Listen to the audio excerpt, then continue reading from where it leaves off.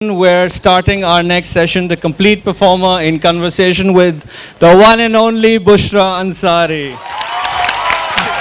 Thank you.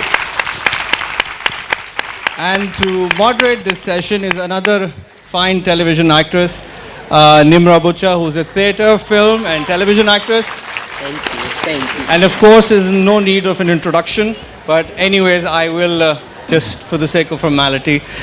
She's appeared in, of course, various dramas such as Daam, Ek Nazar Meri Taraf, which was hugely popular, Mera Yaqeen and Virasat. So without further ado, Ms. Nimra Bucha. Thank you. Mic काम कर रहा है? Yes. Assalamu alaikum everybody.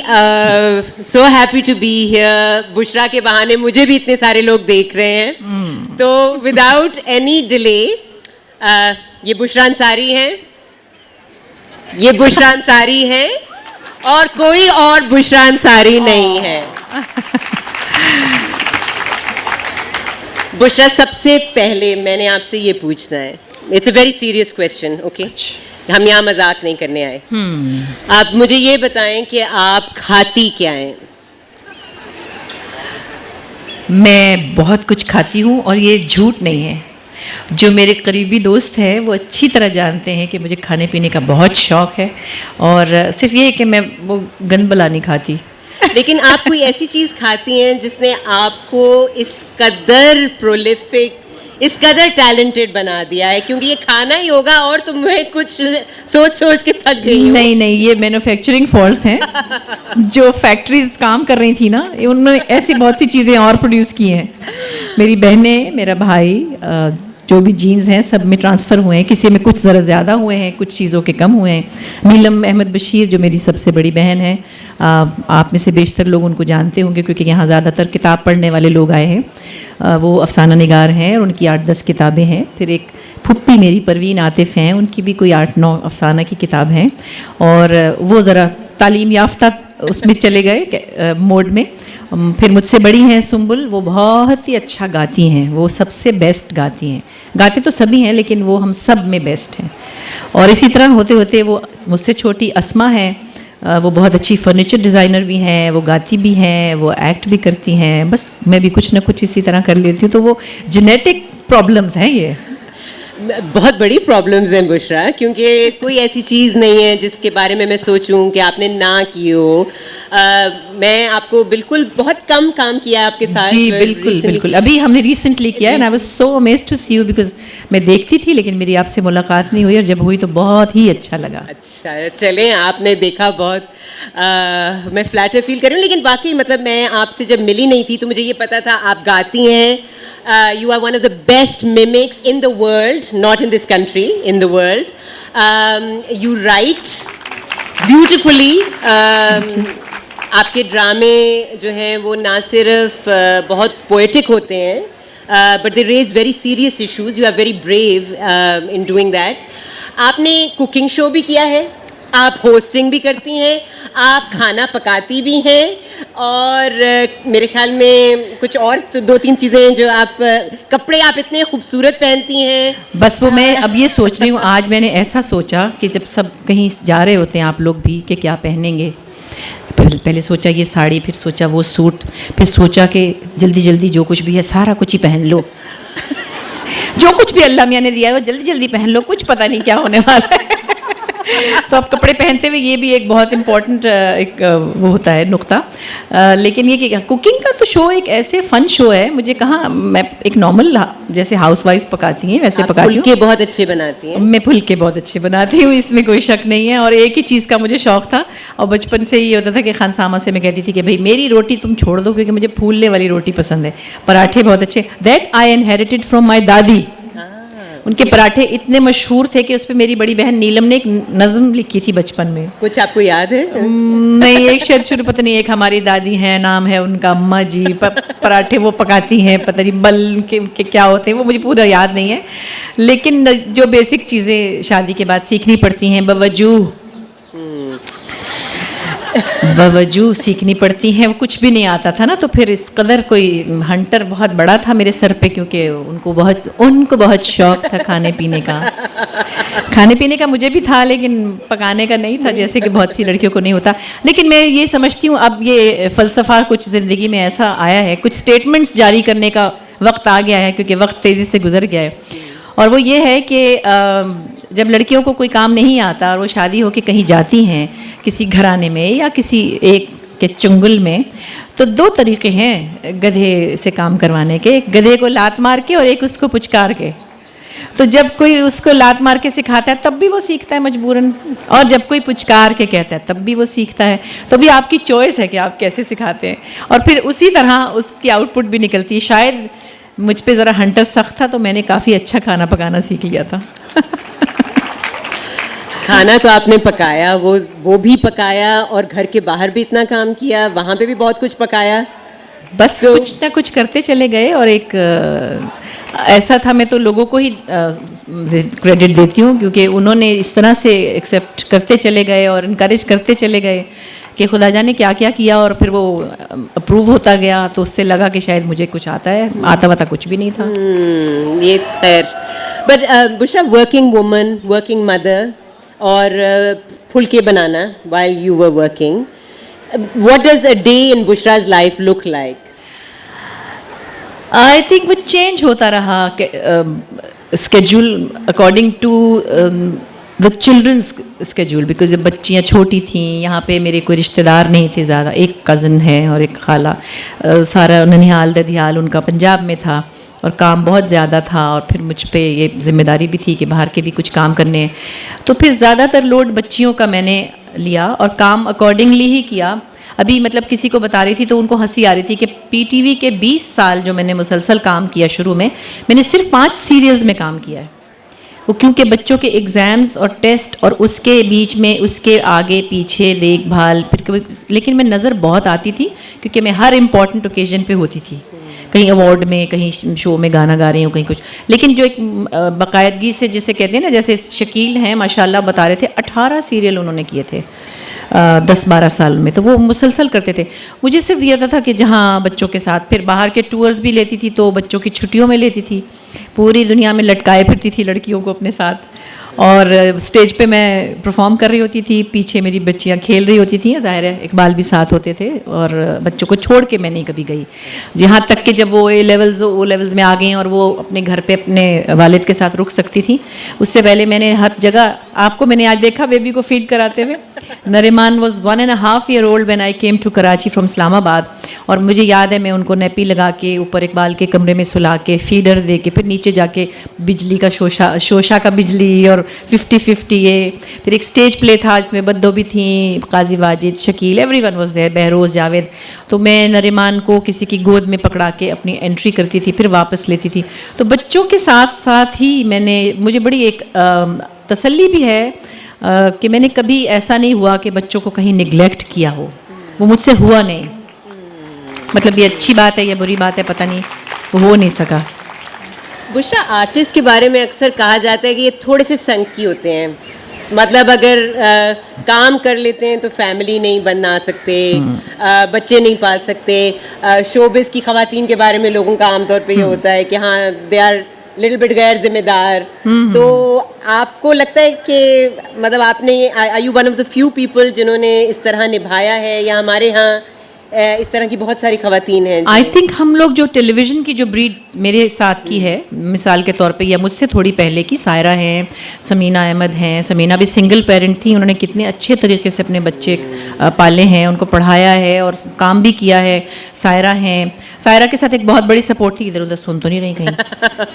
हाँ, बहुत चीखेंगी। उनकी अम्मी भी थी ना यहाँ पे, उनके अब्बा का घर था, बच्चे कूद रहे होते थे नानी नाना के घर और मज़े से भी, मतलब बच्चे नानी नाना का घर पास हो तो इतना आराम हो जाता है इंसान को। और सायरा दिया आपने बात है ना, हाँ, कह दिया ना लेकिन बात यह कि फिर भी बहरहाल एक फैमिली माशाल्लाह रहा सायरा दोनों।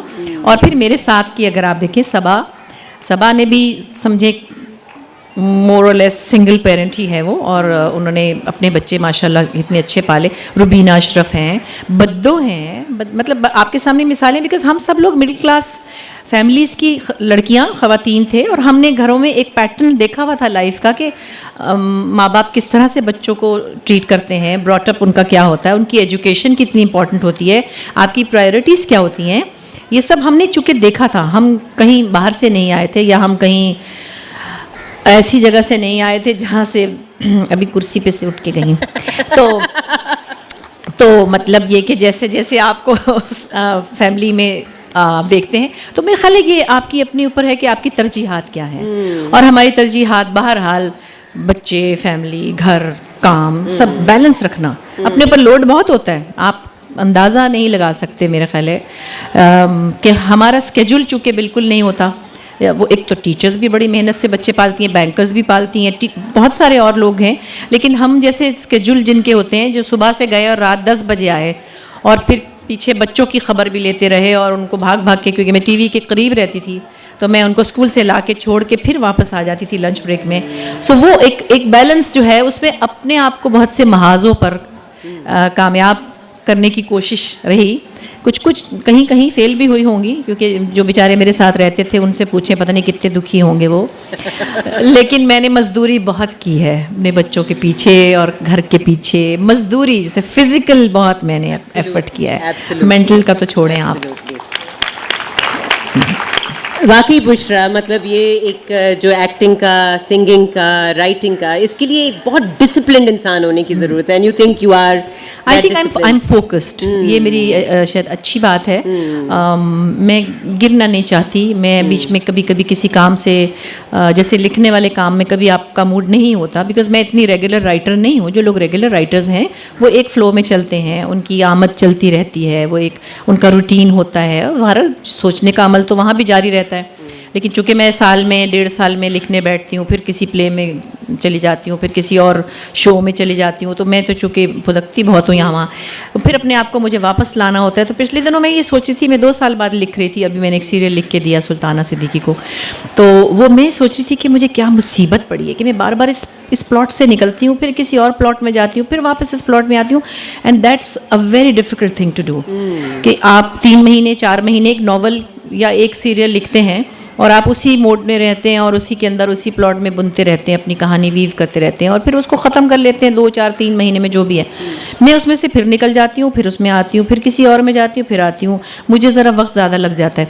और फिर मैंने सोचा कि मैं क्या मुसीबत है, मैं नहीं लिखूँगी आइंदा से ना। नहीं ऐसे मैं अपने आप से जब बहस करी थी तो मैंने फिर सोचा कि मैं हार मान लूँगी और ये जो मुझे कहना है, जो मैं कहना चाह रही थी, ये फिर मैं कब कहूँगी, इसलिए फिर मैं उठ के बैठ जाती हूँ। लेकिन बुशरा, जो आजकल ड्रामे 28, 30 किस्तों के हैं, मेरे ख्याल में आपको वो मिल जाता है इतना टाइम कि आप निकल भी जाएं, वापस भी चली जाएं, मैं वैसे सीरियल्स कम ही करती हूँ, एक आधी करती हूँ एक्ट करने के लिए। बट यू थिंक ये जो लोग कह रहे हैं कि अब ड्रामे जो इतने लंबे हो गए हैं, हमारे किस्तवार ड्रामे जो हैं, पहले होती थी शायद 13 थी, अब मेरे ख्याल में 40 किस्तें नहीं, मोस्टली 25 पे ज़्यादा। हाँ, अब अभी भी ये है कि चैनल्स कहते हैं कि आप अगर चाहें तो इसको 30-35 तक ले जाएं। तो आपका क्या ख्याल है इस बारे में? I don't like it.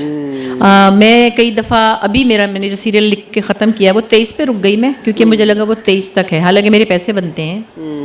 अगर मैं 30 लिखूंगी तो 30 के पैसे, मगर I stop wherever I think now that's it, यहाँ मुझे यहाँ क्लाइमैक्स लाना चाहिए। वो हो सकता है ट्रीटमेंट वगैरह मिला के 25 बन जाएं, लेकिन मुझे 23 तक ही अपनी बात ख़त्म करनी लगी, बेहतर लगी।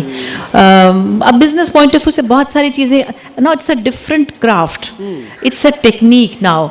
कहानी मुझे लगता है लिखना निस्बतन आसान यूँ है कि आपने घमसान का रन लिख दिया या जो आपका दिल चाहा बारिश करवा दी, आपने आसमान से तारे भी तोड़ लिए। अब ये सोचना होता है कि ये प्रोड्यूसर जो है ये क्या कहेगा, कि कहाँ कहाँ आपको किस मिड ब्रेक पे क्या शॉक देना है, अगले हफ्ते का ऑडियंस से क्या प्रॉमिस लेना है, और आखिरी फ्रीज कहाँ रखना है कि वो नेक्स्ट आपकी किस्त देखें। फिर थोड़े कैरेक्टर्स के अंदर फिजिबिलिटी देखनी होती है कि वो कॉस्ट ना बढ़ जाए, फिर ये चीज़ें माइंड में रखते हुए जब आप अपनी कहानी, अपनी सोच की उड़ान को खींच के वापस लाते हैं ना, तो मुझे लगता है कि जो मुझसे ज़्यादा अच्छा लिखने वाली बहुत सारी ख़वातीन हैं, वो बहुत बड़ा जिहाद कर रही हैं, क्योंकि वो मुसलसल कर रही हैं, मुसलसल उनको उस टेक्निक में रह के लिखना, और बहुत अच्छा लिख रही हैं, बहुत अच्छी चीज़ें हम देख रहे हैं। लेकिन बुशरा, अब आजकल जो टीवी पे राइटिंग है, मतलब I know we all want to be positive, लेकिन जो टीवी पे जो नया ट्रेंड है वो ये है कि पहले तो लोग टेलीविज़न के लिए लिखते थे ख़ास तौर पर, अब बहुत सारे लोग डाइजेस्ट राइटिंग से आए हैं, तो वो कहानियाँ भी वही हैं डाइजेस्टों वाली। अब शादी की बहुत ऑब्सेशन है, मैं मतलब आप देख ही रही हैं बारातों की वजह से, बारातें आपने भी बहुत सारी अटेंड की हैं बारातें। नहीं, हमारी जो डॉलियों की बारातें थी, साइमा चौधरी फैबुलस वो चोई साहब भी उधर ही खड़े हैं, शहरियार भैया नजर आ रहे हैं मुझे वहाँ। हेलो, आपने फैलाया ये सारा है? मैंने तो नहीं फैलाया, असल में हमारी ज़िंदगी में एक तो बेसिकली हम सब जो है ना, सब कॉन्टिनेंट की बात करती हूँ, हम पेन ओरिएंटेड जनरेशन है, या एक कौम है, या एक माइंडसेट है। हम रोने वाली चीज़ों को बहुत रोमांटिसाइज करते हैं, और हम उसको ज़रूर सीरियस लेते हैं जो सीरियसली बात कर रहा है या जिसकी आंख में आंसू हैं। अब आप अगर थोड़ा सा और मैं डिटेल में जाऊं तो मुझे एक ज़माने में ये फीलिंग होने लगी थी कि जो लोग कॉमिक काम करते हैं उनको लोग सीरियसली नहीं लेते, और जैसे मोटी औरत गिर गई तो हंस पड़े, जैसे कोई अंकल गंजे हैं तो उस पर हंस पड़े। हमारे बचपन में ऐसी फिल्में होती थी, मतलब नॉर्मन विजडम की फिल्में हम देखते थे, वो देखने में तो फ़नी नहीं था, बट हमारे यहाँ ये ट्रेंड था कि जो मोटा है तो वो फ़नी है, या वो जो दुबला है वो फ़नी है। और फिर उनकी, और आप देखें मोहम्मद अली साहब की और रंगीला की कैटेगरी डिफरेंट थी, आप उनको बहुत चाहते हैं, हम उनको बहुत पसंद करते थे, लेकिन जहाँ मोहम्मद अली साहब आए वहाँ से ए और सी का फ़र्क आ जाता था। सो ये एक तो ये प्रॉब्लम बहुत ज़्यादा थी, और एक ये कि हम अपनी म्यूज़िक और अपनी शायरी में भी दुख ज़्यादा पसंद करते थे। मिसाल के तौर पे आप इंडिया के भी पुराने गाने सुन लें, मुझको मालिक उठा ले, मोहब्बत का जनाजा जा रहा है, ये बड़े पॉपुलर गाने हुआ करते थे, या मुझको भगवान, मतलब तो खुश होने का मौका हम अपने आप को नहीं देते हैं, और हम इस दुख को, पेन को, पिथौस को हम बहुत रोमांटिसाइज करते हैं। तो ये जो अब खुश होने की कोशिश में ये बरातें हुई तो ज़ाहिर है लोग एकदम खिल गए, या इससे पहले हसीना आपा के प्लेस में एक लाइट सा मूड होता था, एक प्लेजेंट सी एक चीज़ें होती थी, वो और बात है उसमें वो बहुत ज़्यादा, क्योंकि वो उनका अपना भी एक है पॉइंट ऑफ व्यू कि वो रुलाना धुलाना पसंद नहीं करती हैं, लेकिन वो लोगों को प्लीज़ करती थी चीज़ें। सो इसकी हमें इस वक्त तो बहुत ज़रूरत है, और बहुत ज़्यादा ज़रूरत है, इसलिए ये बहुत ज़्यादा क्लिक भी हुआ और शादियां भी हुई। लेकिन आपने ये भी कहा कि शादियों के अलावा, शादियों से बाहर नहीं निकलते, घरेलू मामलात से बाहर नहीं निकलते। इवन मैं कहूँगी कि जो आदमियों की डिपिक्शन है, वो आदमियों बेचारों को भी कोई ऐसा कैरेक्टर नहीं मिलता सिवाय ये कि जालिम हो तुम, जालिम। मेरे एक दोस्त हैं राशिद फारूकी, मैं उनसे कहती हूँ तुम हर ड्रामे में जालिम, कहते हैं क्या करना है, काम तो करना है, मैं जालिम शौहर हूँ, मुझे इस तरह काम मिल रहा है तो मैं क्यों ना करूँ। देखिए पिछले 20 साल में, 15 से शायद 18 साल में डाइजेस्ट राइटर्स ने टेक ओवर किया है, वो बुरी बात नहीं है, और जाहिर है कि हम अपने आम जो सादा ज़ुबान सुनना चाहते हैं, उन ऑडियंस को केटर करना चाहते हैं। इससे पहले अशफाक अहमद, बानो कुदसिया, नूर हुदा शाह, अमजद इस्लाम अमजद, ये बड़े जय्यद राइटर्स थे, और ये बड़ी एक फ़िलोसफिकल इनकी गुफ्तगू भी थी, और एक हर बात की एक अलग इंटरप्रिटेशन होती थी, और हमें भी मज़ा आता था कि इस जुमले के पीछे क्या है और इसके आगे क्या है और उसका दरअसल क्या है और उसके ऊपर क्या है। तो वो चीज़ वो हमारी समझे एक एजुकेशन का वक्त भी था, एज व्यूअर्स मैं कह रही हूँ। मैंने तो खैर थोड़ा सा ही काम किया उस ज़माने में, लेकिन वो नेचुरल ड्रामा नहीं बन सका एक जगह पे आके, उसमें वो रियलिज़म मिस होने लगा। जहाँ पे अशफाक साहब और बानो आंटी, बानो कुदसिया साहिबा के लंबे लंबे लेक्चर्स तसव्वुफ़ पे, इंसानियत पे, लोगों के रवैयों पे, हमें बहुत, मैं कह रही हूँ, एजुकेशन थी, लेकिन आम आदमी तक वो बात कन्वे करने का तरीक़ाकार मुश्किल था। डाइजेस्ट की राइटर्स ने उसको बहुत आसान कर दिया, वो शायद उतनी गहराई से या इतने मुश्किल लफ्ज़ नहीं यूज़ करती, और फिर वो एट टाइम्स मुझे भी ये चीज़ खलती है कि हम बजाय इसके कि लोगों को मेंटली एलिवेट करें, हम उनके लेवल पे ही चले जाते हैं जहाँ वो कंफर्टेबल होते हैं। तो आखिर उनकी ग्रोथ के लिए हम क्या करेंगे, तो थोड़ा सा उस पर भी काम करना चाहिए, जिसमें कि डाइजेस्ट के सारे राइटर्स को मैं नहीं कहूँगी, बहुत अच्छा भी, उमेरा बहुत अच्छी हैं और कमाल चीज़ें भी उन्होंने लिखी हैं, मगर हमें कहीं दरमियान में आना होगा। बिल्कुल भी आप उस लेवल पे ना जाएं कि सिर्फ पेट में लात मारी औरत के और रेटिंग ऊपर चली गई। इस रेटिंग ने भी पागल किया हुआ है, बहुत परेशान किया हुआ है। और मैं अभी भी, हालांकि हम टीवी एक बहुत बड़ा चैनल है, ड्रामे में बहुत कंट्रीब्यूशन है इनका, और वो खुद चूँकि सुल्ताना और उनकी बहुएं मोमिना, उनका बड़ी उनकी गहरी नज़र है, इन्वॉल्व है वो अपने हर प्लॉट पे। लेकिन फिर भी मुझे बार बार ये याद दिलाया गया है कि ये भी याद रखना कि ये बहुत स्लो जा रहा है, ये बहुत स्मूथ जा रहा है, इसके अंदर कोई कट्स वो नहीं है कि जिससे लोगों की अटेंशन हो, जिससे रेटिंग मिले, क्योंकि दूसरी जगह पे जो कुछ हो रहा है उससे भी उनकी अपनी ज़ाहिर स्ट्रेटजीज़ हैं चैनल्स की कि उन्हें किस तरह अपना बिजनेस भी चलाना है। और तो ये चीज़ें हैं, मगर साथ साथ मैं ये कहती हूँ एक बात ज़रूरी, जैसे म्यूज़िक में कहते थे जी 10 साल पहले कि ये पॉप म्यूज़िक बकवास है, ये शोर है, फलाना है, हमें भी नहीं हज़म होता, चलो हम भी फरीदा खानम और इकबाल बानो सुनते हैं, लेकिन वो बच्चे भी, उनका एक्सप्रेशन का एक तरीक़ाकार था और उनको आखिरकार कुछ तो करना था। उसमें उन्होंने बीच में झक भी मारी, लेकिन होते होते होते हमारे सामने फैसल कपाडिया जैसा सुरीला सिंगर भी आया, हमारे सामने अली अज़मत भी, अली ज़फ़र भी आया, हमारे सामने राहत भी आए। ये बच्चे अच्छा भी गाते हैं, अबरार कितने सुरीले हैं, शहजाद रॉय ने भी गाया। तो वो कहीं होते होते वो भी ग्रूम हुए, लेकिन उनको आउटराइट रिजेक्ट हम नहीं कर सकते थे। पर फिर भी मैं ये कहती हूँ कि अगर 70% बच्चे शोर मचा के गा रहे हैं, तो जो 30% मेरी और आपकी तरह क्लासिकल सुनना चाहते हैं या गज़ल सुनना चाहते हैं या कव्वाली तो वो क्या मर जाएं? उनके लिए चैनल्स पे कुछ भी नहीं होता। वो 30% कहाँ जाएं सुनने के लिए? कोनों खुदरों में ढूंढ ढांड के कहीं कोई छोटी मोटी महफिल मिल जाती है तो सुन लेते हैं। टेलीविज़न ने ये काम क्यों बंद कर दिया? अब रात को रिपीट हो रहा था सोहेल राना साहब का ट्रिब्यूट, मेरे 4 साल बाद, और मैं ऐसे ही हो गई, मैंने, ठीक है, I was part of that, लेकिन उनका म्यूज़िक और वो मतलब रिप्लेस नहीं आप कर सकते किसी चीज़ से। वो शुक्रिया है, मैं I am really grateful to him. रात को मुझे याद आया, उन्होंने मुझे बहुत क्रेडिट भी दिया, क्योंकि उनको मैंने ढूंढ के निकाला। वो तो छुप गए थे, वो 14 साल से बिल्कुल आउट हो गए थे, वो नहीं आना चाहते थे। 2 साल मैंने उनको कन्विंस किया, ईमेल्स लिखी, फिर उन्होंने कल बहुत एडमायर भी किया और बहुत एडमिट भी किया, क्योंकि मैं समझती हूँ ये म्यूज़िक मरना नहीं चाहिए, और इसको सुनने वाले जब ज़िंदा हैं तो उनका भी कुछ हक होना चाहिए। इसी तरह टेलीविज़न ड्रामा देखने में एक कोई ऐसा चंक तो होना चाहिए जहाँ हम ज़िया मुहीउद्दीन साहब को सुने, जहाँ हम कोई अच्छा सीरियस मौजू किसी बहुत मुश्किल पैराए में देखना चाहें, हम किसी अफसाने की कहानी बनते हुए देखना चाहें, क्योंकि हमारा ड्रामा बेसिकली तो अदब से उठा था, अदब से निकला, रेडियो पे पहुंचा, वहाँ से टेलीविज़न पे आया, उसका सफ़र तो बहुत गहराई से शुरू हुआ था। अब हम बहुत शैलो हो गए हैं। बिल्कुल। बुशरा, आपने शर्मीली का कैरेक्टर किया, मुझे ये रिसेंटली पता चला है ना। लव शर्मीली, ज़बरदस्त, बहुत ज़बरदस्त, बकरी छोटी सी। और बिजली का किया, ठीक है। अब फारूक कैसर साहब ने कलियां में आपको डायरेक्ट किया, और अनवर मकसूद साहब, बहुत बड़े नाम है, फारूक कैसर, अनवर मकसूद। बिल्कुल। आप मुझे सिर्फ ये बताइए, और सच्चे बताइएगा, कि इन कैरेक्टर्स में उनका तो हाथ था ही, लेकिन आई थिंक दैट आपने बहुत एक्टिवली उसको शेयर किया था, उसकी क्रिएशन को। हुआ ये, देखिए, मैं जब इस्लामाबाद में रहती थी अपने अब्बा के घर में, मेरे अब्बा बड़े पढ़े लिखे, बड़े आलिम फाजिल आदमी थे, अहमद बशीर साहब, आप में से बेशतर लोग जानते हैं, लेकिन एक जगह पे वो बड़े कंजर्वेटिव थे, और उन्होंने अपनी बीवी को क्लासिकल म्यूज़िक सिखाया, घर में उस्ताद रख के अपने लिए, अपनी फिल्म में 2 गाने गवाए, हमें ना सिखाया, और हमें कहा नहीं टीवी पे नहीं जाना, और ड्रामे नहीं करने, और एक्टिंग नहीं करनी, और बस नहीं, मुझे नहीं ठीक लगता। वो कहते थे मेरी यहाँ 4 सोहणियां सोहणियां तियां ने, मैं किथे किथे जावांगा तुहाडे पीछे, अपने घर जाके करना जो करना है। तो उसमें उन्होंने बड़ी मुश्किल से फारूक कैसर साहब ने इजाज़त ली टीवी की, तो उन्होंने कहा बस बच्चों के प्रोग्राम तक, और नहीं, बस शाम को 5 बजे घर, ये भी था, सूरज गुरूब घर में होगा। तो बड़े सख्त थे इस मामले में।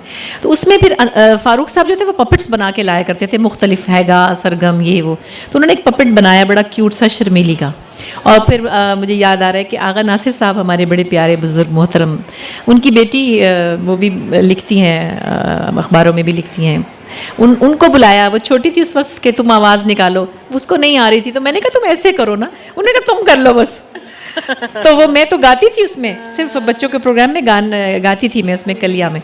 That's how it started. हाँ, तो And what about बिजली? आप आधे आपका शेयर मुझे लगता है उसमें। नहीं, बिजली का भी है। मोहसिन साहब, अल्लाह जन्नत नसीब करे, प्यारे हमारे टीचर्स की तरह थे ये, हमारे डायरेक्टर्स, और अनवर साहब लिख कर लाए, और उन्होंने मुझे कहा कि ये कैरेक्टर है बिजली का। अब मैंने सोचा बिजली बहुत तेज़ होती है, बहुत शार्प होती है, बहुत उसकी कान में चुभने वाली आवाज़ होनी चाहिए। तो मैंने एकदम से ना, मुझे एक पुरानी फिल्म एक्ट्रेस थी नासरा होती थी, पता नहीं आपको याद है, उसकी एक बड़ी तेज़ सी मुझे आवाज़ याद है, मैंने वो चाँ करके निकाली, उन्होंने कहा बिल्कुल यही आवाज़ चाहिए। तो ऐसे बस चीज़ें बन गई। और कुछ ऐसा मुझे कौन सी इतनी अकल थी, मैं कौन सी फिल्म स्कूल से या किसी आर्ट स्कूल से पढ़ के आई थी, ना ड्रामा स्कूल से। बस यूँ बैठे बैठे चीज़ें होती रहती थी और होती चली गई। और बहुत क्लिक करती थी, मतलब I think at that time आप एक वाहिद फीमेल परफॉर्मर, कॉमिक परफॉर्मर थी। एंड उस वक्त जो मैं फनी लुकिंग नहीं थी, मतलब मैं मोटी भी नहीं थी और मैं वेरी गुड लुकिंग थी, वेरी गुड लुकिंग और हैं। और वो एक्चुअली जो बिजली का जो कैरेक्टर था, और आपने जो फिर मिमिक किए गाने भी, जी उसमें आपकी आवाज़ का बहुत बड़ा हाथ था।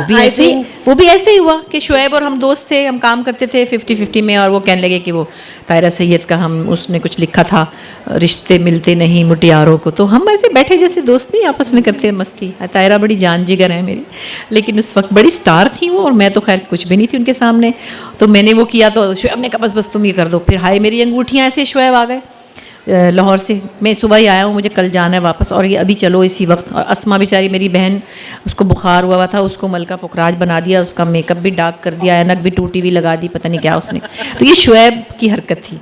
और बस वो जैसे आप अपने एक सर्कल में होते हैं, इसी तरह ही होता होगा। अभी भी बच्चे, यंग आर्टिस्ट आपस में इकट्ठे होते होंगे, थिएटर करते होंगे, फिर कैरेक्टर्स बनते होंगे। तो वो एक वक्त होता है जब आप एक प्रोसेस से गुजर रहे होते हैं, उसमें से कुछ चीज़ें अच्छी हो भी जाती हैं और कभी नहीं भी होती हैं।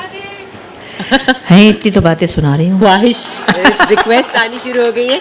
अच्छा, थोड़ी सी और मैं बातें करूँगी, फिर आप लोग जो मर्जी आप पूछना है पूछिएगा।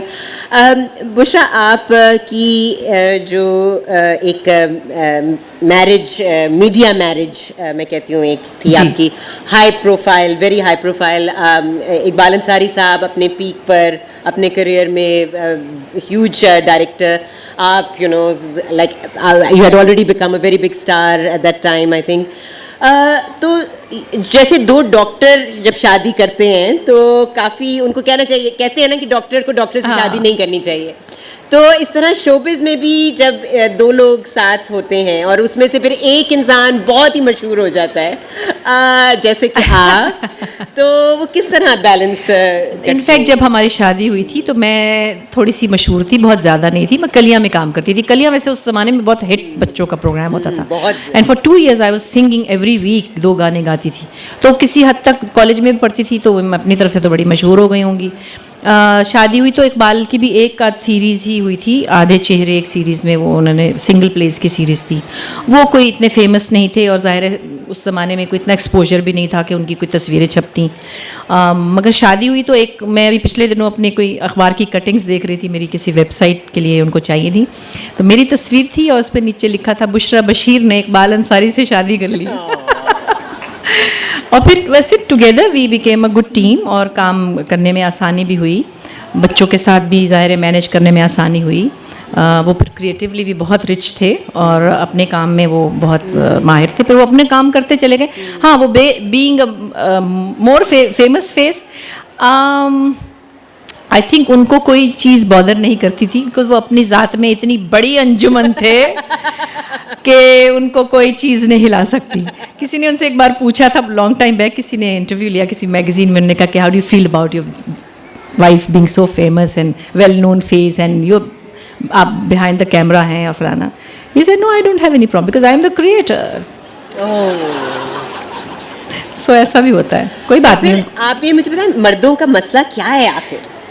इतनी सी बात का इतना लंबा जवाब है। मैंने ऐसा सीरियल लिखा है कि लग पता जाएगा। सुल्ताना कह रही है भिगो भिगो के सब लगा दिए तुमने। नहीं, हमारे जो सब कॉन्टिनेंट के मर्द हैं, मैं समझती जो हमारी जनरेशन के मर्द हैं, मैं एक छोटी सी स्टेटमेंट दूंगी, इसको प्लीज़ अब सब पर्सनल ले लीजिएगा, प्लीज़ पर्सनल ही ले लीजिएगा। देखिए, हमसे पहले की जनरेशन, जैसे मेरे वालिद या आपके वालिद या उनको पता था कि उनकी बीवियों का ये रोल है, घर में होती हैं, बच्चे देखती हैं, खाना पकाती हैं, कहना मानती हैं, बाज़ार नहीं जाती हैं, नानी के घर भी जाना हो तो पूछ के जाती हैं, दादी के घर जाना होता है तो भी पूछ के जाती हैं, हमारा मूड देख के बात करती हैं, हमारा सालन अलग निकाल देती हैं, वो सब उनको पता था कि ये ऐसे ही करेंगी और वो वैसे ही करती थी। हमारी जनरेशन का ये हुआ कि हमारे साथ के मर्दों ने ये सोचा कि थोड़ी प्रोग्रेसिव पढ़ी लिखी लड़कियां उससे शादियां करनी है। मैं कोई इतनी पढ़ी लिखी तो नहीं हूँ, एक आम सी बीए पास लड़की हूँ, लेकिन बहरहाल एक जो भी मास्टर्स लड़की होती है या बीए होती है, निस्बतन थोड़ी सी प्रोग्रेसिव लड़की से शादी की। अच्छा लगा, खूब बड़ी अच्छा तैयार भी होती है, कोई जहनी बात भी कभी कर लेती है थोड़ी बहुत। लेकिन उसके बाद जब वो घर में आ गई तो वो तो बहसने लगी हर बात पे, उसका पॉइंट ऑफ व्यू होता है और ये तो ठीक नहीं है। और थोड़ा थोड़ा फिर उसको कहा कि आराम से बैठो, बात सुनो, तुम्हें नहीं पता बाहर क्या हो रहा है। वो कह रही है कि मुझे भी पता है, मैं भी बैंक में काम करती हूँ, मुझे पता है आजकल इकोनॉमी के क्या हालात हैं, डॉलर का क्या रेट है, मुझे भी तो पता है। मगर उन्होंने कहा नहीं, तुम्हें डॉलर का पता होगा, यूरो का नहीं पता। मैं जो कह रहा हूँ सुनना ना तुमने, बाहर पता ही नहीं तुम्हें कुछ। तो ये वो बेचारे खुद बड़े फंस गए। उनको फिर वो भी चाहिए था कि गर्म फुल्के वाली वैरायटी, और ये भी था कि ये काम कर रही है, जो भी मतलब मैं अकेली नहीं, जो बैंक में काम कर रही है वहाँ बड़ी अच्छी पोजीशन में है, या स्कूल में प्रिंसिपल है तो बड़ी अच्छी पोजीशन पे है, उसकी बड़ी रिस्पेक्ट है बाहर, और वो भी अच्छा लग रहा है कि लोग बड़ी रिस्पेक्ट कर रहे हैं। ये भी अच्छा लग रहा है कि घर में चटनी कुट रही है सही से। लेकिन जहाँ इसके दरमियान में वो उचकी होगी तो उसे फ़ौरन उसकी जगह पे लाना है, सही से आराम से बैठे, मैं आपका फ़ैन नहीं हूँ कोई।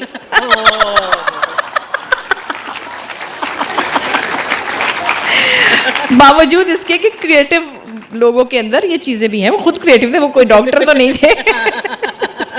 लेकिन ये जनरली मैं कह रही हूँ कि ये होता है, तो वो बहुत मुश्किल में। मैं तो फिर ये कहती हूँ, देखिए भाई आपके पास तो ये प्रिविलेज है, मर्दों को कह रही हूँ कि आप लाइन से 5, 6, 7, 8 लड़कियाँ खड़ी करके देख सकते हैं ना, ये वाली अच्छी, ये वाली मोटी, ये वाली काली, ये वाली नीली, ये वाली नहीं ठीक, ये ज़रा लंबे बाल, गोरा रंग, अच्छी है ये, इससे बच्चे भी अच्छे होंगे। तो भाई आप तो छांट सकते हैं, हमारे पास तो इतनी लंबी लाइन नहीं थी। लेकिन ये क्यों नहीं बदल सकता बिश्रा? नहीं, अब थोड़ा सा बदला है, थोड़ा सा यूँ बदला है, हम तो नहीं बदल सकते। अब हमसे अगली जनरेशन की लड़कियां जो हैं, वो लड़के लड़कियां आपस में एक दूसरे से बात करके शादी कर रहे हैं, और हम भी उनको डिक्टेशन नहीं दे सकते। अच्छा, आपको कौन से लड़के पसंद हैं? मेरे दोनों लड़के मुझे बहुत पसंद है, दामाद। क्योंकि मेरी लड़कियों के साथ बिल्कुल 1 to 1 है, और उनको भी पता है कि ये लड़कियां जो हैं वो नहीं लेंगी वो बुल वाली चीज़, नाम पूरा नहीं लूँगी, छोटे बच्चे भी आए बैठे हैं ये वाले। और उसके अलावा लड़कियां भी, उनको भी पता है कि ये एक जगह पे, और माशाल्लाह अल्लाह का शुक्र है खुशबाश हैं। सो वो लड़के भी बहुत वेल बिहेव्ड हैं, दोनों के दोनों माशाल्लाह समझदार हैं। और दूसरे लड़के दामादों के अलावा नहीं, दामादों के अलावा वैसे आपको फ्रेंकली बताऊं, इस फेस्टिवल में मुझे ये सारी जनरेशन की बात मैं कर रही हूँ, दामाद इसी जनरेशन के बच्चे हैं ना, 28, 30 साल 32 साल के लड़के हैं। इनको पता है कि ये पढ़ी लिखी लड़कियां, और मोस्टली तो इनके साथ ही पढ़ी होती हैं। अल्लाह का शुक्र है, इंडस वैली आर्ट स्कूल को अल्लाह मियां 2 बिल्डिंगें और बनाए, मेरा तो काम हो गया।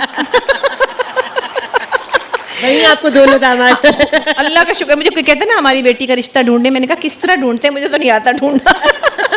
मुझे तो शुक्र ढूंढना ही नहीं पड़ा। तो पहली वाली ने उंगली रख दी एक पे कि अम्मा ये एक लड़का है, 6 फुट 4 इंच इसका कद है, ये बड़ा अच्छा। और अम्मा सबसे अच्छी बात यह है कि फैमिली बहुत पढ़ी लिखी है, और अम्मा वो उसके पास ना उस्ताद फ़तेह अली खान और अमानत अली खान की सारी कलेक्शन है, उससे पता था अम्मा को सुकून आएगा। अम्मा वो सलामत अली खान को सुनता है, और खुर्शीद अनवर साहब की रागमाला भी उसको पूरी पसंद है ना। तो अम्मा तो वहीं चुप हो गई। अच्छा 6 फुट 4 इंच, अच्छा चलो बेटे अभी पढ़ो, देखते हैं। वो फिर पढ़ते रहे साथ साथ, और एंड ऑफ द ईयर उनकी मंगनी हुई, खैर से शादी हो गई। इसी तरह जो छोटी के हैं अमान, वो इनके बेटे हैं इलियास साहब के और शाहिना के, वो जनाब वो बड़ी के दोस्त थे, और ज़ाहिर है दोस्तों के आने जाने में उन्होंने भी उंगली रख दी।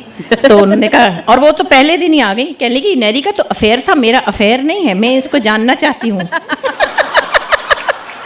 ठीक है, he is a good friend but I don't know him. Neri को तो 3 साल मिले, 4 साल मिले, और उन्होंने टाइम स्पेंड किया। तो अब मंगनी के बाद जो 1.5 साल उन्होंने सताया है, तो 3-3 बजे आ रहे हैं। मैंने कहा बेटा, तो अम्मा वो लोग तो सुबह से कॉलेज में इकट्ठे होते थे, मैं तो अब जानना शुरू हुई हूँ, मुझे 1.5 साल मंगनी है। तो लेकिन बहरहाल अल्लाह का शुक्र है कि ये बच्चे, मुझे लगता है अब सही है, ठीक है, इंशाल्लाह ये बच्चे सब सुन रहे हैं।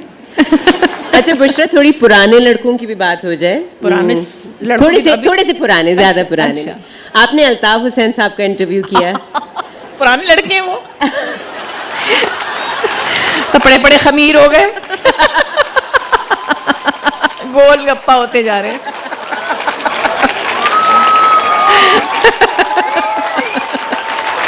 अच्छा भाई, बड़ा प्यार है सबको, है ना। गाने का बहुत शौक है आप लोगों को, लगता है जितना अच्छा वो गाते हैं ना, आप लोग सब उनके फैन हैं। कैसी रही आपकी उनसे मुलाकात? भाई मज़े की थी वैसे, सीरियसली। मेरे दिमाग में एक दिन ख्याल आया, मैंने कहा एक आदमी है जो कि ज़ोर ज़ोर से बोल रहा होता है, उसकी टेलीफोनिक खिताब होते हैं और 50,000 लोग बैठे सुन रहे होते हैं ऐसे, तो मुझे नहीं पता समझ आ रही थी कि ये इनका क्या और इमेज है। एक मतलब दबंग इमेज तो है, एक हद तक खौफनाक भी है। तो मैंने एक दिन सोचा मैं इनका एक लाइटर साइड क्यों ना देखूं। मैंने फ़ोन किया खैर गवर्नर को, वो बेचारे बहुत स्वीट हैं। मैंने कहा मैं बात करना चाहती हूँ। उन्होंने कहा बाजी ज़रूर ज़रूर ज़रूर, कहते वेरी नाइस। उन्होंने फ़ौरन मैं कहा मैं लंदन जा रही हूँ उनसे मिलने। उन्होंने कहा अच्छा जी, टाइम हो गया।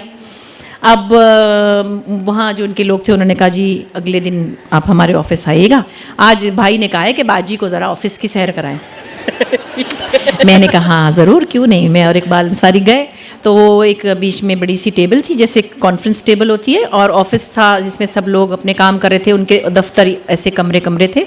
और वो जो बीच में एक कॉन्फ्रेंस फ़ोन पड़ा था, उसमें से एक साहब गा रहे थे और मैं जाके ऐसे करके बैठ गई, क्योंकि वो अल्ताफ़ हुसैन साहब अपने घर से कुछ गाना सुना रहे थे, कोई गज़ल कोई चीज़ जो भी वो शुरू थी, तो बीच में तो मैं बोल नहीं सकती थी ना। और जो भी गुजर रहे थे वो पूरा दफ्तर वो गाना सुन रहा था ना, मतलब वो इन टच थे उनके साथ घर से ना। शायद वो रोज़ नहीं आते होंगे, कुछ वजूहात की वजह क्या पता नहीं उनका क्या प्लान था। तो जब वो गाना ख़त्म हुआ तो एक सलीम शहजाद उनके साथ, उन्होंने कहा भाई भाई बुशरा बाजी आई हैं। अच्छा, अब वो उन्होंने बजाय इसके कि मैं सलाम करती, उन्होंने जल्दी से ना मेरी नकलें उतारनी चाहिए। मैं तो बिजली हूँ, मैं तो काट लूँगी, मैं तो करंट मार दूँगी। और पता नहीं तेज उन्होंने 4-5 बातें कर दी। नहीं तो पता नहीं एक मेरा बेटा AC है, एक मेरा बेटा DC है, और जो भी 4-5 मुझे बल बहुत बुरे लगते हैं, मुझसे जलते हैं ना। अच्छा, और मैं बैठी हूँ, मैंने कहा अस्सलाम वालेकुम। फिर मैंने कहा आप मेरा मुकाबला नहीं कर सकते, मैं पूरा आइटम कर लूँगी, आपका एक जुमला ख़त्म नहीं होगा, इसलिए। फिर खैर जब उनका अगले दिन इंटरव्यू हुआ तो फिर कहने लगे कि बात सुने, आप क्या कहेंगी, अल्ताफ़ भाई कहेंगी, क्या कहेंगी।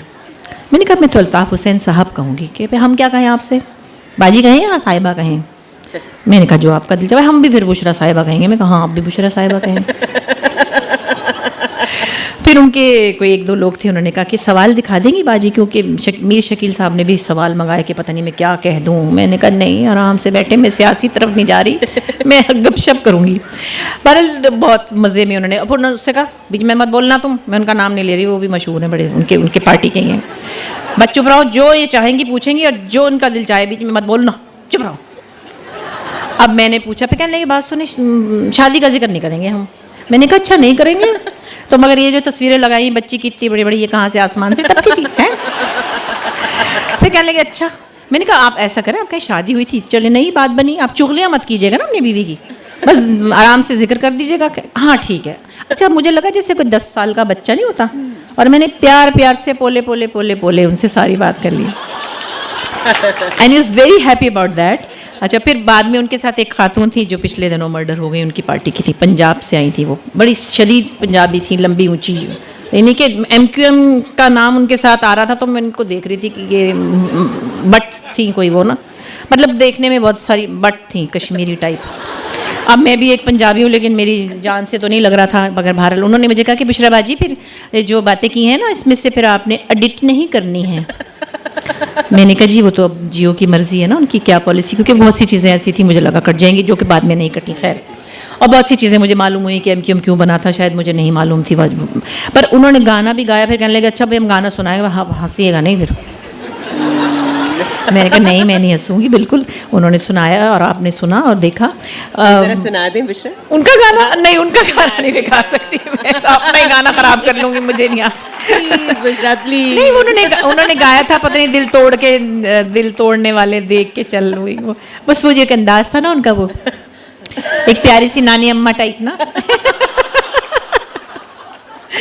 लेकिन मुझे वाकई उस वक्त ये लगा कि ये कोई और इंसान है और जिनसे लोग डरते हैं वो भी होंगे, वो कोई और इंसान है। उस दिन वो मुझे बहुत ही एक मज़े के, एक बहुत एंटरटेनिंग, बहुत लाइट से, एक जगह मुझे लगा बस दुखी भी लग रहे थे। मैंने कहा आपको याद आता है सब? वो कहने लगे हाँ मैं आंखें बंद करता हूँ तो अजीज़ाबाद के फ़लाने नुक्कड़ पे वो एक पनवाड़ी था, मैं उससे पान लेता हूँ। फिर कहते मुझे 15 साल हो गए, मैं घर से निकल के पिccadilly सर्कस तक नहीं गया क्योंकि सिक्योरिटी। तो मुझे ये लगता है कि ये लीडर्स जो हैं जितने भी हैं ये कितनी मुश्किल ज़िंदगी गुजारते हैं। मतलब कि बादशाह ही बड़ी मुश्किल ज़िंदगी गुजारते हैं, तो मतलब डायना ही मुश्किल ज़िंदगी गुजारते, तो आपकी ज़िंदगी में मज़ा ही क्या है?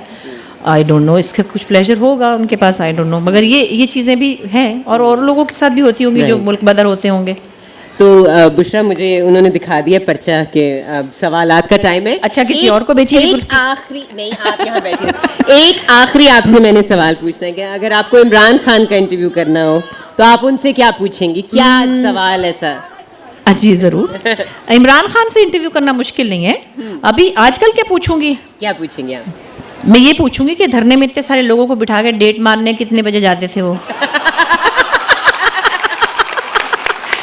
जो बीच में से गायब होते थे, पता चल गया कि वो डेट मारने वहाँ जाते थे अपने बन्नी गाला। उनकी शादी हो गई है अब, तो ऐसे हाँ ना तो कहें। इसीलिए तो कह रही हूँ, वरना मैं कभी ना बताती, उनकी सारी डेटें पता है मुझे। इमरान के साथ बहुत अच्छा हमारा एक 10 साल का वक्त गुजरा कि शौकत खानम के बहुत से टूर्स किए, तो वो हमारे साथ ट्रैवल करते थे, मैं, ताहिर सैयद, बहरोज़, इमरान, बहुत ही ऐसे मिजाजन डाउन टू अर्थ।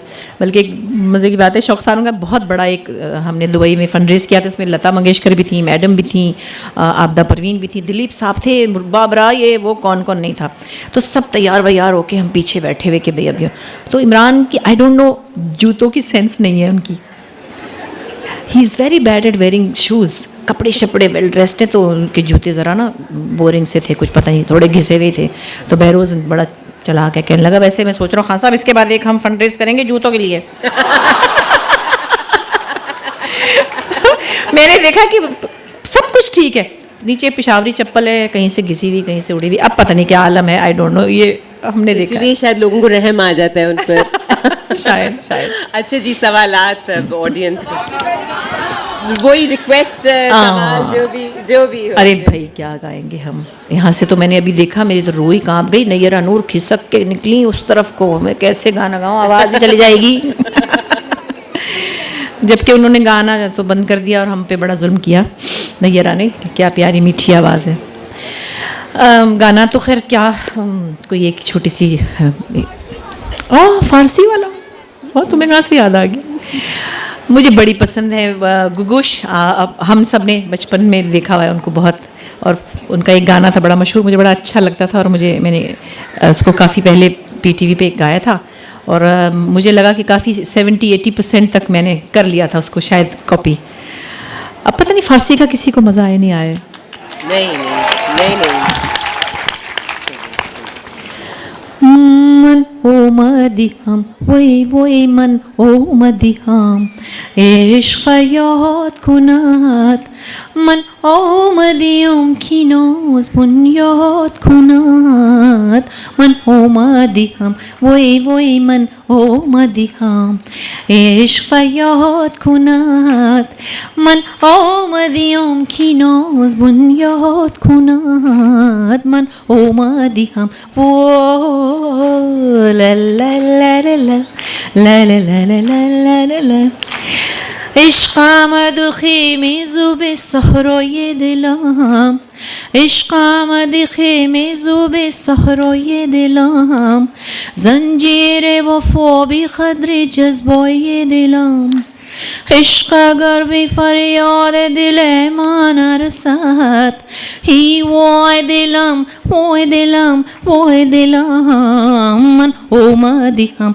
وای من اومدیم عشق یاد کند من اومدیم کی ناز بنیاد کند من اومدیم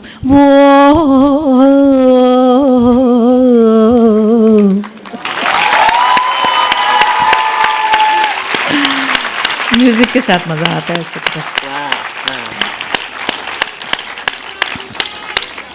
सवाल नूरजहां, टाइम आपके पास कम है और नूरजहां नूरजहाँ की क्या बात है, उनकी तो मतलब हमने गाना उस तरह से तो नहीं सीखा, लेकिन उनसे ही सीखा जो भी सीखा।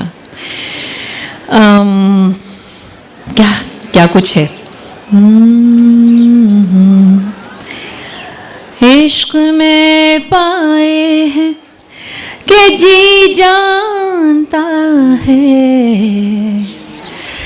रंज भी ऐसे उठाए हैं कि जी जानता है, जी जानता है। लुत्फ वो इश्क में पाए हैं कि जी जानता है, रंज भी ऐसे उठाए हैं कि जी जानता है, जी जानता है।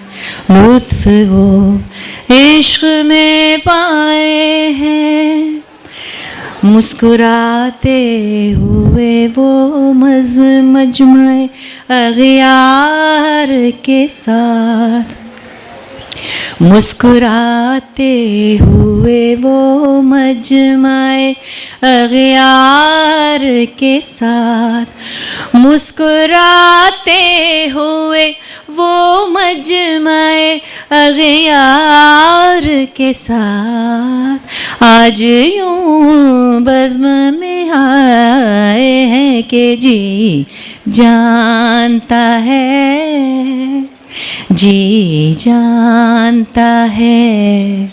लुत्फ वो इश्क में पाए हैं। ये वैसे माइक जो है ना अजान वाला है, गाने वाला नहीं है।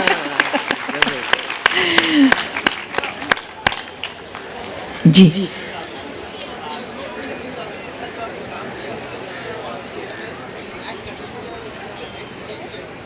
सलीम नासिर साहब के साथ ये कह रहे हैं कि जो काम किया वो सामने ऐसे थे या बिहाइंड द कैमरा भी ऐसे थे।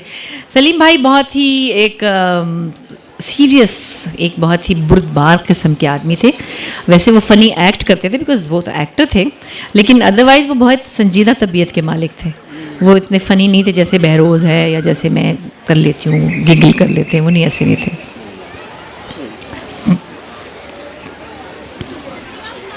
आपकी आवाज़ नहीं आ रही, उनका माइक खोलिए प्लीज़। है जी, चलिए अब मैं सुन के बता दूँगी आप क्या क्या।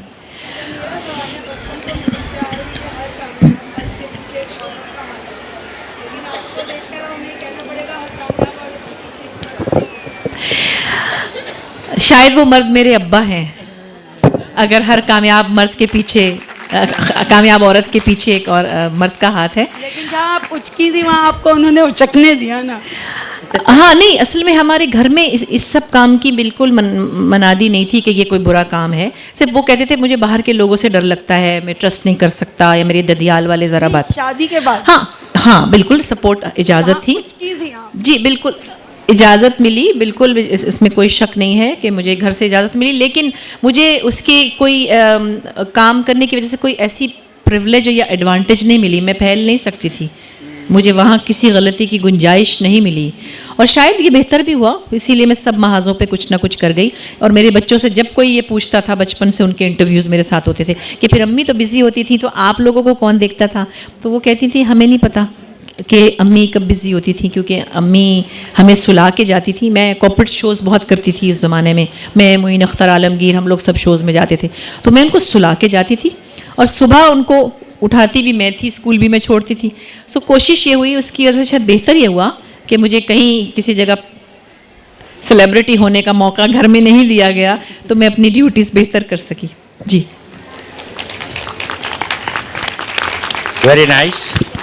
आपने जो बच्चों के बारे में कहा, आपकी जनरेशन, हमारी जनरेशन और बच्चों की शादियाँ, जी तो एक शेर मैंने पढ़ा था जो शायद हस्बे हाल है। जी जो जल्दबाजी में शादी करोगे तो सारा जीवन बिगाड़ लोगे, अच्छा, और जो सोच समझ के करोगे तो कौन सा तीर मार लोगे। ये मेरे समधी हैं मीरा के ससुर इलियास साहब, और ऐसी चीज़ें इनको बहुत मज़े की याद है। मुझसे एक बार ज़िया साहब ने कहा, ज़िया मोहिउद्दीन साहब, जब हमने टीवी 20 किया तो वो तब लंदन में थे, तो वो बहुत भड़क गए देख के। बचपन से मुझे देखते थे, मेरे वालिद को भी जानते थे, लेकिन वो कुछ बहुत ही हाय, मेरी अंगूठियाँ ने बहुत शोर मचाया उस ज़माने में। तो मुझे लंदन से फ़ोन किया, तो मैं मीरा को नहला रही थी, तो मैंने कहा मैं थोड़ी देर में, हज़िया मोहिउद्दीन का लंदन से फ़ोन आ गया, मेरे हाथ से बच्ची छुटने लगी कि क्या हो गया। मैंने कहा मैं 5 मिनट में ज़रा बच्ची को कपड़े बदल लूँ। उन्होंने कहा हाँ मैं फिर करता हूँ। फिर किया तो कहने लगे बच्चे भी हैं तुम्हारे? मैंने कहा जी ये दूसरी बेटी है। कि बहुत कम सिनी में शादी हो गई थी क्या? मैंने कहा नहीं, मेरी बारी आ गई थी, मैंने बीए कर लिया था तो फिर होनी तो थी ना। तो ऐसा था उस ज़माने में। तो बीए के 2 महीने बाद ही कहते थे ये तो बैठी रह गई, अब क्या होगा। अस्सलाम वालेकुम। जी अस्सलाम वालेकुम जी। जी मेरा नाम शाहीना है। मैंने मुमताज़ मुफ्ती को भी पढ़ा, मैंने जी। शाहब साहब को पढ़ा, आपके वालिद के बारे में पढ़ा जी। और उनको देखा भी, आपकी वालदा और आपकी फैमिली। अब एक गुजारिश है छोटी सी जी। कि अगर आप इसी तरह लिखें जिस तरह आप बोलती हैं, एक मेमोर, एक जो आगे मतलब मैं तो आपके साथ जी। हमारे बाद आने वाले भी पढ़ते रहें, एंजॉय करते रहें, और एक लेजेंड जो आप हैं, जिंदा लेजेंड है, वो नाम चलता रहे। तो आई विल रियली शुक्रिया आपका, बहुत बहुत इज़्ज़त अफजाई का। मुझे वैसे बहुत से लोगों ने कहा यूँ कि मैंने तकरीबन टेलीविज़न PTV के 40 साल देखे हैं। मैं बचपन में 9 साल की उम्र में गई थी लाहौर टेलीविज़न पे, और फिर मैं बहुत सारे जो सीनियर प्रोफेशनल डायरेक्टर्स थे उनके साथ अंकल अंकल कहते हुए और उनके साथ भी काम भी किया।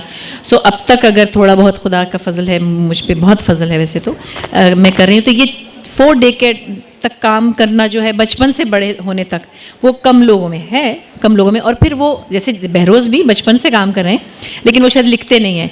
तो मुझसे काफ़ी लोगों ने कहा कि ये लिखना चाहिए। बल्कि एक ग्लासगो से एक आई थी स्टूडेंट, किसी यूनिवर्सिटी में वो कर रही थी, कोई काम कर रही थी, मुझ पर काम कर रही थी, मैं तो बड़ी खुश हुई। अभी बल्कि नॉर्थ कैरोलिना की यूनिवर्सिटी में मुझ पे काम हो रहा था, मुझे मालूम नहीं था, मेरी बड़ी बहन नीलम गई, तो वो सारे बच्चे इंडियंस और गोरे और पाकिस्तानी वो सब मतलब पागल हो रहे थे कि ये मेरी बहन है।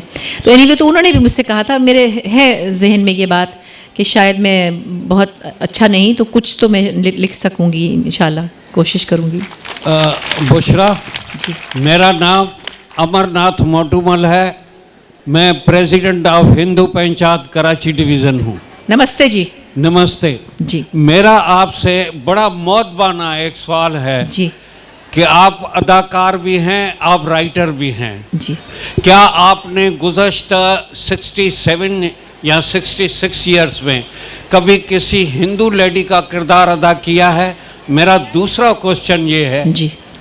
कि जिस तरीके से पीके की फिल्म बनी है इंडिया में, उस लाइन के ऊपर जो भाईचारा क्रिएट किया गया है, उस भाईचारे को क्रिएट करने के लिए आपकी कोई कहानी जहन में है?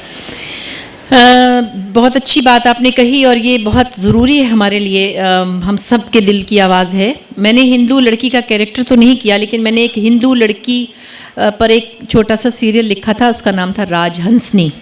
और वो हिंदू लड़की मुसलमान होती है, कन्वर्ट होती है, अमेरिका में होती है, और हुमायूं सईद उसके मियाँ बने थे। एंजेलिन ने वो हिंदू लड़की का रोल किया था, और वो बड़ी कन्विक्शन से मुसलमान होती है, लेकिन वो मुसलमान लड़का उसको मिस हैंडल करता है। और ये रियल स्टोरी भी है, क्योंकि मेरी एक जानने वाली फैमिली है, और अपने बच्चों को वहाँ से छीन के यहाँ मुसलमान बनाने ले आता है। उसमें कहीं मैंने उस हिंदू लड़की का केस प्लीड किया है, क्योंकि हम ज़ाहिर है, और मैं जिस घर से हूँ वहाँ सबसे बड़ा मज़हब इंसानियत है। मेरे वालिद अहमद बशीर साहब की बातें बहुत से लोग करते हैं और सब जानते भी हैं।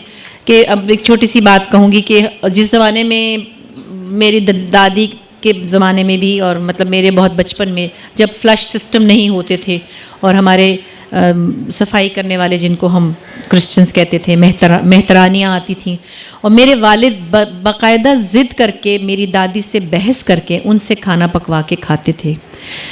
और ये उनका ये जुमला मुझे कभी नहीं भूलता कि अगर ये हमारा गन ना उठाएं तो हमारे सर पे आ जाए। और जबकि मेरी दादी ज़ाहिर कहती थी कि किचन में ना घुसें, जैसे कि उस ज़माने में होता था।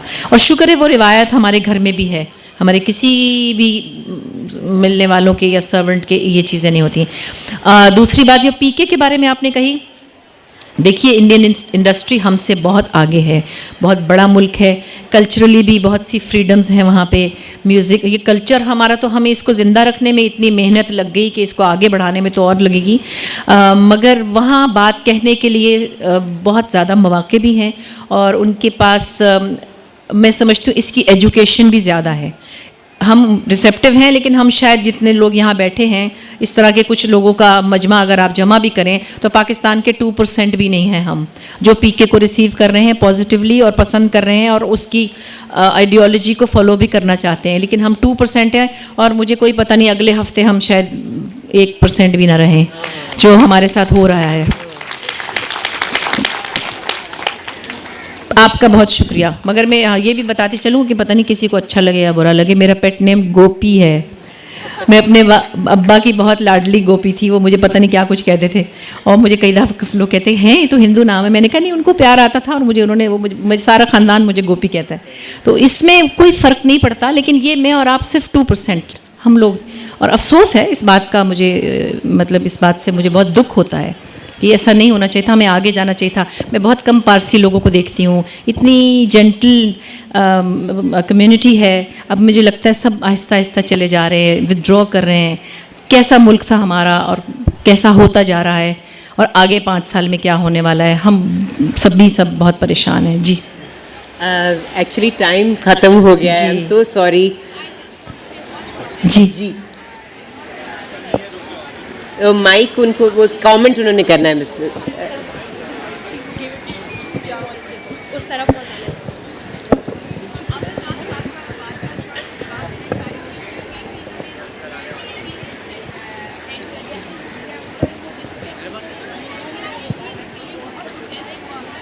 जी हुआ है इंडिया में प्रोटेस्ट, आई नो, लेकिन लिमिटेड है फिर भी।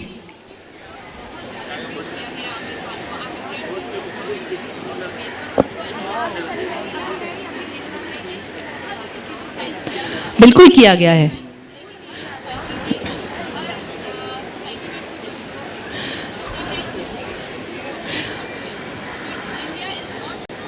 नहीं, ये बात नहीं है, लेकिन हमसे बहुत ज़्यादा फिर भी ये एटलीस्ट ये बात कहने की जुर्रत दी गई है। जी बड़ा मुल्क है, ज़ाहिर है वहाँ ज़्यादा लोग भी हैं उस हवाले से, लेकिन फिर भी मैं समझती हूँ कि हमारे पास और हमें अपने जहनों को, अपने दिलों को वसी करना चाहिए। और आप सबका बहुत शुक्रिया। निम्रा आपका बहुत शुक्रिया। Bushra, thank you so much, thank you everyone. Thank you. Ladies and gentlemen, thank you for attending such a great session. We will be continuing after 15 minutes with our last session before the closing ceremony and speeches, which will be titled Serial or Soap, Rang Badalte Drame. Please do join us then.